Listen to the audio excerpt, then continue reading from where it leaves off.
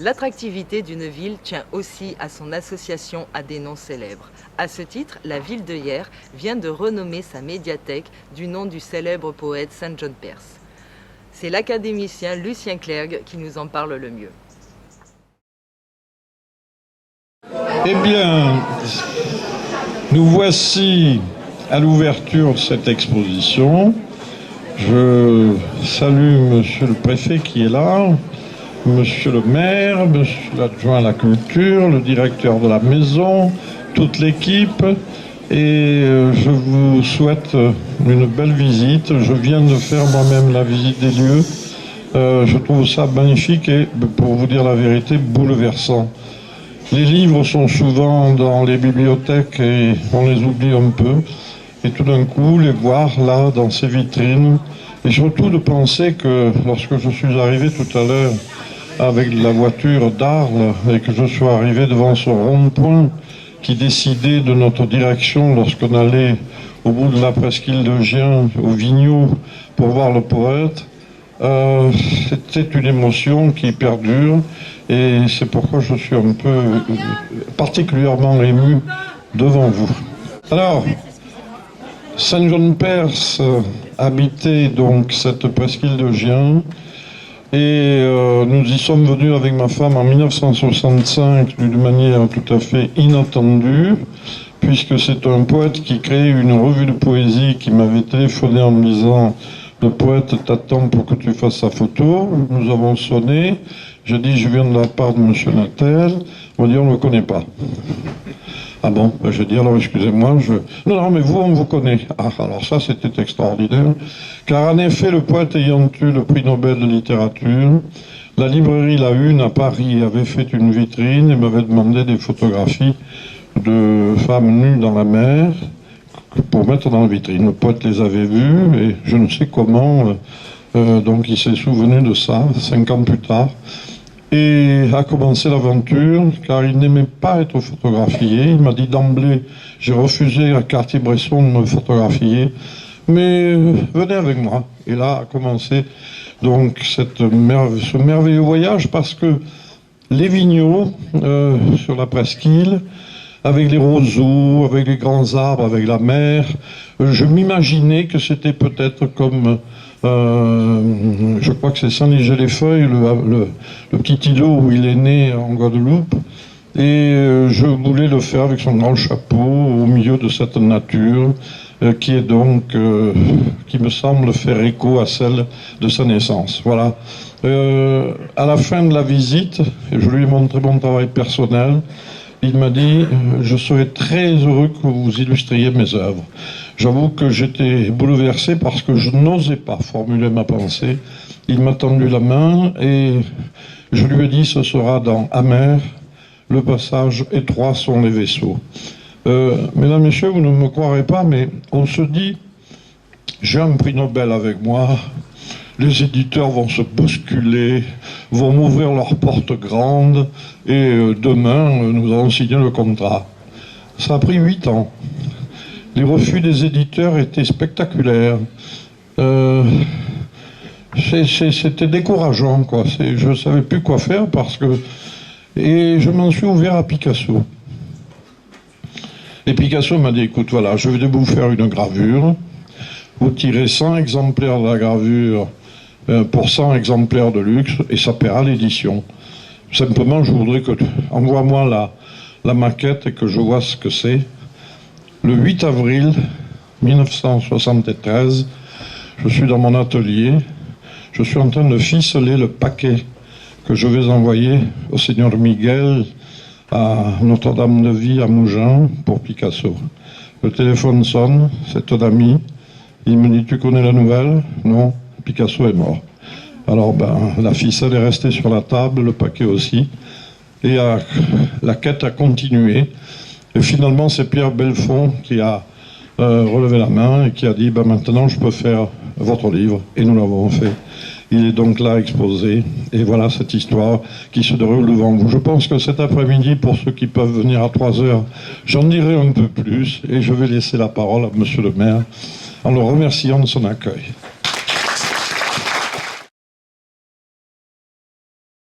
Donc je l'ai rencontré comme ça par un hasard mystérieux, ce type, ce Natel qui m'avait envoyé, étant deux noms. C'est un poète qui s'est pris. Alors l'autre nom, je ne le connais pas, mais je peux vous dire que c'est le bonhomme qui a écrit ce qu'on appelle les lyriques des Misérables.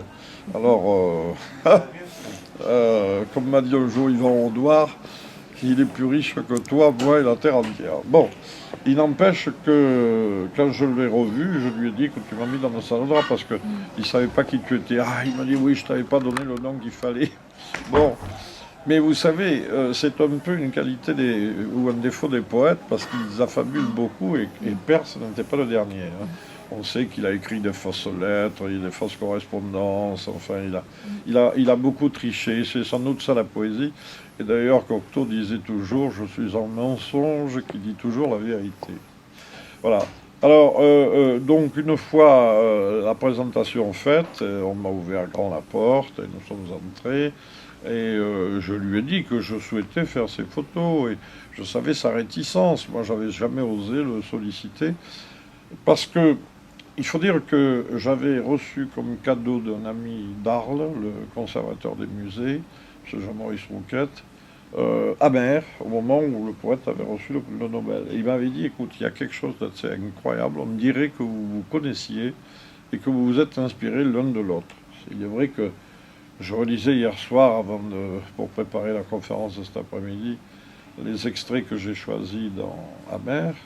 C'est vrai que nous sommes vraiment très proches et que ça l'a beaucoup séduit. Donc nous avons déambulé dans sa propriété presque au bord de la mer, enfin au-dessus de la mer. Et il me racontait beaucoup de choses parce qu'avec lui, le dialogue était pratiquement inexistant. C'était ce monologue, comme disait Cocteau, qu'on appelait conversation. Et c'est à la fin donc de la visite des lieux et des photos prises avec le fameux fanion et tout ça, qu'il m'a dit, en voyant mes photos plus en détail, je serais heureux que vous illustriez mes œuvres. Et là, j'ai sauté sur l'occasion et j'ai dit, ce sera Étroits sont les vaisseaux dans Amer. Vous savez, c'est quand même un des plus grands poèmes érotiques qui soit de la langue française, mais dit dans une telle langue, avec un tel phrasé, un tel lyrisme qu'on l'oublie. Mais c'est très osé, hein, parce qu'en fait, qu'est-ce que c'est Trois sur un vaisseau? C'est un couple qui fait l'amour sur une barque au milieu de l'océan. Et bien plus tard, j'ai rencontré la petite fille de sa femme, de Dorothée Léger, qui n'avait jamais lu les poèmes du poète. Et je lui ai dit, écoutez, venez avec moi, on va à la librairie à côté, je vais vous les offrir. C'est quand même votre grand-mère qui fait l'amour avec le poète sur l'océan. Il faut quand même que vous le sachiez. Voilà, donc c'était parti. Et alors je me suis empressé de développer les photos, de tirer, de lui en envoyer. Et là, j'ai découvert par la suite, enfin je crois qu'il nous a renvoyé, et je crois qu'il y en a dans l'exposition qui le montre, des annotations au dos. Il a fait un classement A, puis B, puis C, puis celle qu'il fallait rejeter, avec des indications d'une coquetterie extraordinaire. Carrément, il coupe dans la photo en disant couper pour donner plus de lancement au buste, n'est-ce pas? C'est vraiment une femme qui dirait ça, mais un homme, c'est rare. Et il était très attentif à la représentation. Il faut dire qu'il avait eu une vie très extériorisée à une époque, lorsqu'il était le secrétaire général du Quai d'Orsay.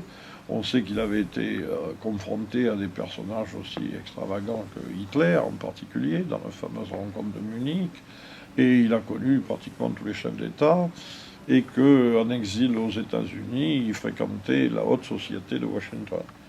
Mais la poésie l'habitait, donc c'était l'essentiel. Et donc nous nous sommes revus plusieurs fois, et quand il y a eu l'histoire du livre, donc cette histoire de Picasso, et j'ai hésité, j'ai dit, si nous allons à Mougins, et que Picasso nous laisse à la porte, je ne peux pas rester à la porte avec un prix Nobel de littérature, quoi, ce sera épouvantable.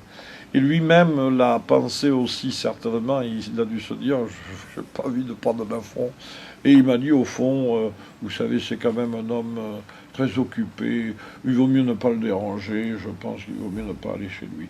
Donc ça s'est arrangé comme ça, parce que vraiment là j'avais le trac, parce qu'il était capable de le faire, hein. Picasso il a laissé à la porte comme ça Malraux, Charlie Chaplin, des gens importants, et même moi, hein, parfois on me téléphonait, il disait viens, on arrivait, on me disait ah ben non il n'est pas là, et il se cachait, il travaillait, il avait une inspiration, et il ne fallait pas le déranger. Il n'empêche qu'il a eu un geste superbe, et il m'a dit d'ailleurs quand j'ai voulu faire ça, il m'a dit on m'a dit que c'était le plus grand poète vivant. Alors, dans sa bouche, ça voulait dire beaucoup de choses. Parce qu'on n'a jamais su si Picasso lisait ou pas, mais en attendant, il avait l'instinct des choses. Il devait certainement lire. Voilà, en tout cas, voilà comment ça s'est passé. Donc, nous y sommes allés, la dernière visite, j'ai amené avec moi Christiane Baroche, qui a eu le prix Goncourt de la Nouvelle en particulier, qui a publié chez Grasset, chez Gallimard, qui était lectrice chez Gallimard d'ailleurs, et c'est elle, je crois, qui a fait entrer Michel Tournier chez Gallimard. Et là, le poète était très fatigué, il avait une arthrose qui vraiment lui faisait très mal, et puis il avait une voix très, très dérangée, enfin, très lointaine. Et au moment de partir, il a fait ouvrir un tiroir par sa femme, il a sorti un petit cahier, il a donné à Christiane Baroche, et il lui a dit, voilà, c'est Sécheresse, c'est mon dernier poème, et c'est vous qui le porterez à Claude Gallimard. Alors elle était investie évidemment de quelque chose d'extraordinaire, pour un écrivain comme elle en plus. C'était un privilège inouï, et il a ajouté, et vous lui direz qu'il fasse vite, vous me comprenez, n'est-ce pas? Et il sentait bien qu'il était bon. Et alors elle y est allée, elle a fait tout ce qu'elle a pu. Bon, vous savez ce que c'est dans les maisons d'édition, on fait les programmations. Alors on a programmé Sécheresse pour septembre, et il est mort. Ou je sais pas. Non, ils l'ont préparé pour décembre, et il est mort à l'équinoxe de cette année, donc qui doit être vers le 20 septembre. Et malheureusement, donc il ne l'aura pas vu publier. Elle était assez navrée de ça. J'espère qu'elle pourra venir donner une conférence ici, parce qu'elle est la dernière des écrivains connus à l'avoir vu, à avoir passé 1 heure avec lui. J'ai fait quelques photos là. Il y en a une que vous voyez qui est avec la statue derrière lui, comme ça, on voit il est très émacié, il a beaucoup changé, il n'a plus la dynamique qu'il avait. Mais voilà, il m'a laissé faire des photos, et à moi d'en faire ce que je voulais, sauf que c'était la télévision qui l'a invité. Et quand j'ai publié Genèse, fort heureusement de son vivant, le pivot qui faisait à l'époque l'émission Apostrophe, m'a invité tout de suite. C'était extraordinaire qu'il m'invite, parce que les photographes, ils n'aimaient pas ça. Et alors, il m'a baratiné en coulisses, il m'a dit faites tout ce que vous pouvez, mais c'est Saint-Jean-de-Perse que je veux ici. Et vous savez, je crains que ce soit difficile. Et en effet, c'était impossible. Il m'a dit il n'est absolument pas question que je me présente ni à une télévision, ni à un microphone d'ailleurs, ni à un journaliste. Enfin, je crois qu'on ne connaît pratiquement pas d'interview de lui. Il est très difficile d'avoir sa voix. Cet après-midi, on passera un petit extrait je crois, du poème, de la réponse au prix Nobel à Stockholm. Et voilà. Et alors, quand on a discuté de Genèse, dont on n'avait pas le titre, je lui ai téléphoné et j'ai essayé de brancher un microphone, mais l'enregistrement est nul. Et c'est là qu'il m'a dit Genèse. Il aimait bien un seul mot comme ça, amer, pluie, nocturne, anabase. Bon. Alors ça a été Genèse, et voilà. Et vous remarquerez que sur la couverture du livre Genèse, mon nom est plus gros que le sien. Moi j'avais fait l'inverse évidemment. Non, il a tout effacé, il a tout changé, enfin il a tout chamboulé. Ça a été une aventure extraordinaire. Il faut prolonger toutefois par l'évocation de Dorothée, sa femme, qui était la plus exquise que j'ai connue de ma vie, et qui chantonnait tout le temps, comme ma mère. Ça me touchait énormément. Elle est venue passer quelques jours à Arles, elle a dormi chez nous, et elle était exquise. Enfin, elle lui a permis de vivre ces dernières années dans une espèce d'euphorie, enfin, tout à fait bien. Il faudrait que les Vigneaux, c'était magnifique, là, on avait la mer. Alors évidemment, il me racontait des histoires, j'ai jamais su si le vrai du faux, mais il y a, quand on est au Vigneaux, comme ça, enfin au bout de la presqu'île, je pense, il nageait pour aller voir Paul Valéry, qui était de l'autre côté, sur je sais pas, sur la rive, bon. Et alors il m'a dit, j'avais une astuce pour me reposer, j'avais repéré un rocher qui n'affleurait pas, et je m'appuyais là-dessus. Et alors Valéry de l'autre côté, avec les jumelles, observait ma nage, et disait à ceux qui l'entouraient, mais il arrive quelque chose à mon confrère, il est malade, il n'est pas bien, vous voyez, il ne nage plus, et il ne pouvait pas voir ce rocher qui donnait le change. Et donc, voilà, c'était ces petits plaisirs comme ça qui sont agréables d'imaginer ces deux poètes face à face, deux grands poètes de la mer. C'est merveilleux, non? Voilà, voilà.